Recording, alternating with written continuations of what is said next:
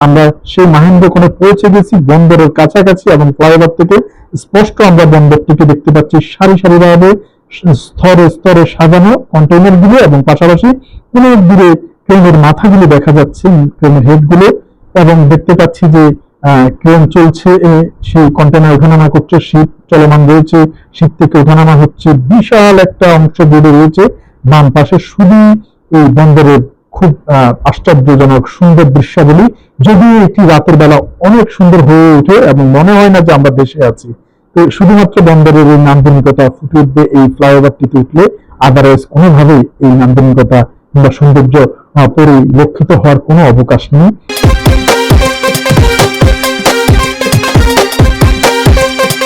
বিসমিল্লাহির রহমানির রহিম। দেশ এবং প্রবাস থেকে এই মুহূর্তে যারা দেখছেন সবাইকে আসসালামু আলাইকুম। আজকে আমরা যাচ্ছি চট্টগ্রামের প্রথম expressway high high level road, যেটি হচ্ছে উঁচুতে, যেটাকে আমরা সাধারণত ফ্লাইওভার বলে থাকি। এই এক্সপ্রেসওয়ে, যেটি ইডাল সড়কও বলা চলে, চট্টগ্রামের সবচেয়ে দীর্ঘ ইডাল সেতু যেটি রয়েছে, আমরা সেটি চট্টগ্রামের লালখান বাজার থেকে উঠেছি এবং গিয়ে পতেঙ্গা নামবো, যেখানে মিনিমাম 3 ঘন্টা।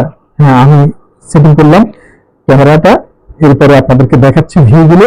আমাদের এই যে একটু সেটিং করে নিয়ে আপনাদেরকে ভিউগুলো দেখাতে সহজ হবে। পেছনে আমার অনেক সহসঙ্গী রয়েছে। আমরা যাচ্ছিলাম আসলে আনোয়ারাতে অনেকগুলো ঘরবাড়ি তুলে গিয়েছে এবং সেগুলো আমরা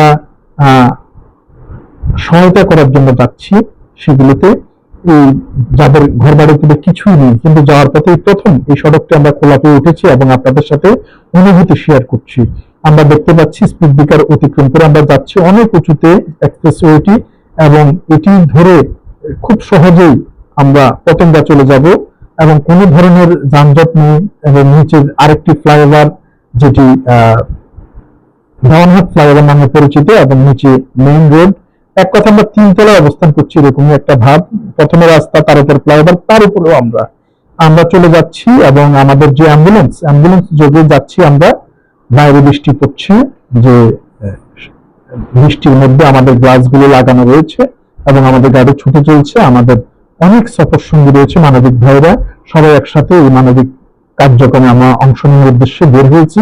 এবং বের হয়ে আগে যেখানে 3 ঘন্টা সময় লাগতো, সেখানে মাত্র 15 মিনিটে আমরা পতেঙ্গা পৌঁছে যাব। আরো কম সময় লাগবে যদি গাড়ি স্পিডে চলে, আর আসতে চললে একটু সময় বেশি লাগবে। তবে নিয়ন্ত্রিত গতিতে চালানো শ্রেয়, কারণ ওভার স্পিড সবসময় দুর্ঘটনার কারণ হিসেবে পরিগণিত হয়। তো আমরা দেখতে পাচ্ছি আমরা যাচ্ছি। সবাইকে আবারও ভালোবাসা জানাচ্ছি যারা দেখছেন, এই মুহূর্তে কষ্ট করে আমাদের সাথে সম্পৃক্ত রয়েছেন, এবং এই নতুন অভিজ্ঞতা চট্টগ্রামবাসীর জন্য প্রথম। এবং এই অভিজ্ঞতার আলোকেই আমরা আপনাদের সাথে শেয়ার করতে যাচ্ছি। হয়তোবা অনেকেই এখনো উঠেন নাই, যারা উঠেন নাই তাদের জন্য আজকে আমাদের এই আয়োজনটি, এবং যারা উঠেছেন তাদের সাথে শেয়ার করছি, আর যারা উঠেন নাই তাদেরকে দেখানোর চেষ্টা করছি যে এটির সবচেয়ে বড় দিক হচ্ছে আমি আর আপনি কখনোই কিন্তু আমরা অ্যানাদার পার্সন কখনোই কিন্তু বন্দরে প্রবেশ করা সহজ নয়, অনেক দুঃসাধ্য ব্যাপার। যদিও আমি প্রবেশ করেছি এর আগে 2-1 বার বিভিন্ন কার্যক্রমে, কিন্তু আদৌ সাধারণ মানুষের পক্ষে বন্দরে প্রবেশ করা সহজ নয়। কিন্তু এই ফ্লাইওভার এক্সপ্রেস ওয়েটি থেকে আপনারা খুব সহজে বন্দরের নান্দনিকতা, কন্টেইনার ওঠানো নামানো এবং শিপ এবং তার যে কার্যক্রম সবকিছু একটু সামনে দিলেই আপনারা বুঝতে পারবেন। আমরা দেখতে পাচ্ছি একটি পুকুরও ছাড়িয়ে যাচ্ছি, যেটা রাস্তা থেকে কখনোই দেখা যায় না। উপর থেকে দেখছি একটি পুকুরে রয়েছে। তারপরে আমরা আগ্রাবাদ ক্রস করে চলে যাচ্ছি, অনেক সামনে চলে এসেছি। দুই পাশে শুধু শুধু ভবন আর ভবনের আস্তরণ। এই ইট পাথরের শহরেও কিছুটা স্বস্তি নেওয়ার বা বাইরের প্রাকৃতিক পরিবেশ দেখার এই এক্সপ্রেস ওয়েটি সত্যি অসাধারণ। চট্টগ্রামের জন্য নতুন এক অভিজ্ঞতা, নতুন এক মাইল ফলক, এবং মুহূর্তেই আপনাকে বিশেষ করে বিদেশগামী যাত্রীদের জন্য এক অসম্ভব এই দুয়ার খুলে দিয়েছে এই সামরিকদের এই আমাদের দরজা কড়া নাড়ছে ফ্লাইওভারের কারণে। গাড়িটা কিছুটা স্লো হয়েছে, আবারও আমরা যাচ্ছি, রওনা করছি। তবে দ্রুত গতিতে যে কোনো সময় বিপদ ঘটতে পারে, কারণ আল্লাহ না করুক ওভার স্পিড থাকতে যে কোনো সময় রেলিং ক্রস করে যদি গাড়ি ব্রেক ফেল করে অনেক নিচে পড়ে যাবে। আল্লাহ মাফ করুক, এই ধরনের দুর্ঘটনা যাতে কখনো না হয়।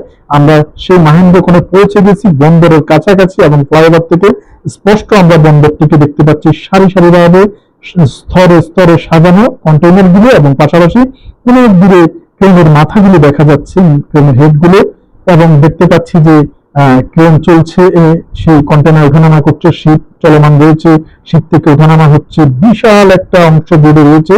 বাম পাশে শুধু এই বন্দরের খুব আশ্চর্যজনক সুন্দর দৃশ্যাবলী, যদিও এটি রাতের বেলা অনেক সুন্দর হয়ে ওঠে এবং মনে হয় না যে আমরা দেশে আছি। তো শুধুমাত্র বন্দরের এই নান্দনিকতা ফুটে উঠবে এই ফ্লাইওভারটিতে উঠলে, আদারওয়াইজ কোনোভাবেই এই নান্দনিকতা কিংবা সৌন্দর্য পরিলক্ষিত হওয়ার কোনো অবকাশ নেই। তো ইনশাল্লাহ আল্লাহর কাছে শুকরিয়া আদায় করে আমরা এই সৌন্দর্য উপভোগ করতে পারছি শুধুমাত্র ফ্লাইওভারটির কারণে। এবং যদিও আমরা টোল দিচ্ছি না এখনো পরীক্ষামূলক, কিন্তু কিছুদিনের মধ্যে টোল চালু হয়ে যাবে, এবং এটিতে উঠতে হলে আপনাকে অবশ্যই কিছু টাকা গুনতে হবে, কারণ ভালো কিছু দেখতে হলে অবশ্যই তো গুনতে হবেই।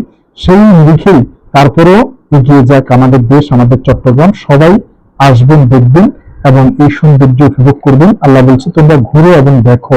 ইনশাল্লাহ আমরা এই পরিবেশ পরিক্রমা সবকিছু দেখে আল্লাহ শুকরিয়া আদায় করব এবং আল্লাহর মহত্ব বড়ত্ব এবং শুকরিয়া আদায় করব।